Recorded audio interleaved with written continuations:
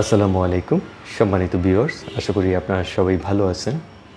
বাংলাদেশে এই মুহূর্তে চলছে তীব্র তাপপ্রবাহ, গরমে জনজীবন অনেকটাই অতিষ্ঠ। এই সময়ে সুস্থ থাকার জন্য কিছু বিষয় বিশেষভাবে খেয়াল রাখা জরুরি। সেই বিষয়গুলো নিয়েই আজকে কথা বলবো। আশা করি আমরা সকলেই উপকৃত হব। এই সময়ে সুস্থ থাকার জন্য যে বিষয়টি সবার আগে খেয়াল রাখা দরকার সেটি হলো পর্যাপ্ত তরল খাবার খাওয়া। এই সময়ে গরমে অনেক ঘাম তৈরি হয়, তার মাধ্যমে শরীর থেকে পানি লস হয়, ইলেকট্রোলাইট লস হয়, সেগুলো রিপ্লেসমেন্ট করাটা খুবই জরুরি।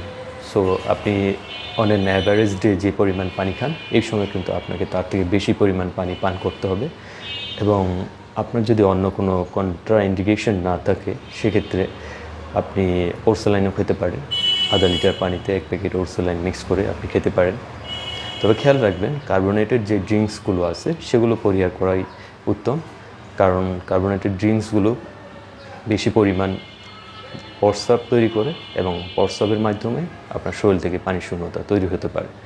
তারপর যে বিষয়টি খেয়াল রাখা জরুরি সেটি হলো এই সময়ে দিনের বেলা, বিশেষ করে যখন রৌদ্রের আলো তীব্র থাকে, তখন বাইরে না যাওয়া, বাসায় থাকা, বা আপনি যদি কর্মস্থলে থাকেন যেখানে তাপমাত্রা সহনীয় সেখানে অবস্থান করা। তারপর যে বিষয়টি খেয়াল রাখা জরুরি সেটি হলো এই সময়ে কায়িক পরিশ্রম যতটা কম করা যায় ততই ভালো। আর আপনি যদি এই সময়ে অতিরিক্ত পরিশ্রম করেন, শারীরিক পরিশ্রম করেন, সেক্ষেত্রে কিন্তু আপনার আরও ঘাম তৈরি হবে, যেটা গরমের সাথে আপনার স্বাস্থ্যকে আরও ঝুঁকির মুখে ফেলবে।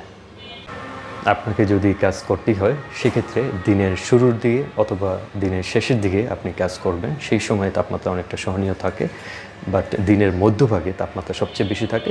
সেই সময় কায়িক পরিশ্রম করাটা পরিহার করাই বাঞ্ছনীয়। এই সময়ে আপনি একাধিকবার গোসল করতে পারেন, যেটা আপনার শরীরের তাপমাত্রা কমাতে সাহায্য করবে।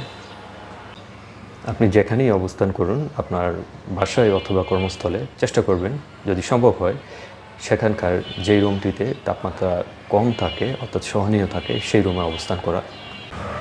দিনের বেলা সাধারণত বাইরের তাপমাত্রা বেশি থাকে রুমের তাপমাত্রা থেকে, সো ওই সময়টায় আপনি জানালা দরজা বন্ধ করে রাখতে পারেন। আর রাতের বেলা ঠিক অপোজিট, তখন কিন্তু বাইরের তাপমাত্রা কম থাকে রুমের তাপমাত্রা থেকে, তখন আপনি জানালা খুলে রাখতে পারেন। আমাদের দৈনন্দিন জীবনে আমরা বিভিন্ন ধরনের ডিভাইস, বিশেষ করে মোবাইল, ল্যাপটপ, কম্পিউটার সহ অন্যান্য ডিভাইস ব্যবহার করে থাকি। এই সব ডিভাইস থেকে কিন্তু এক ধরনের হিট জেনারেট হয়, যেটি আপনার রুমের তাপমাত্রা বাড়িয়ে দিতে পারে। সো এই ধরনের ডিভাইস যতটা সম্ভব হিট ওয়েভের সময় কম ব্যবহার করাই ভালো।